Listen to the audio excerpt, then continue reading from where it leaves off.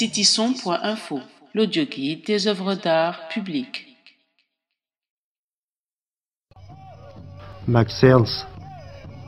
Notre époque est tellement riche en événements incompréhensibles pour la raison pure qu'on est vraiment obligé de se réfugier ou de prendre ses essors dans le monde appelé fantastique.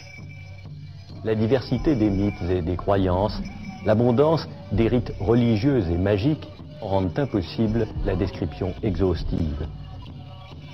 Les Haïdas ont gardé le culte d'un animal pour eux mythique, le corbeau. Et si les Indiens les considèrent quasiment comme des oiseaux sacrés, c'est que, selon la légende, sans le corbeau, il n'y aurait pas de lumière, pas de vie, pas d'homme.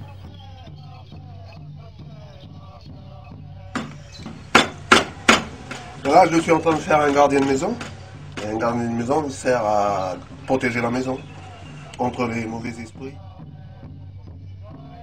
C'est très empreint de mythologie. C'est très empreint mythologique parce que bon, le totem, pourquoi? Parce que bon, c'est quelque chose qu'on a connu dans le passé, c'est quelque chose qui peut être représenté aussi dans le futur. Donc un petit peu avec un esprit aussi de nature, de légèreté.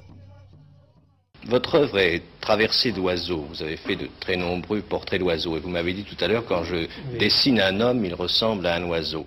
À l'origine de cette obsession, il y a une histoire qui date aussi de ma tendre jeunesse.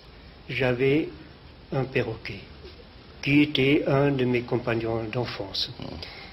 Un jour, mon père m'annonce la naissance d'une petite sœur. Le même jour, je vois dans la cage de mon petit cacatoès le cadavre du petit. Ça m'a frappé d'une façon formidable.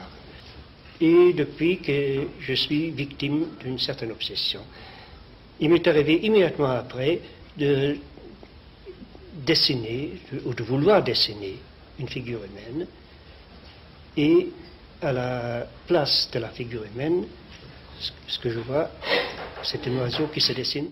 C'est le triangle qui fait l'oiseau. C'est le triangle qui fait l'oiseau.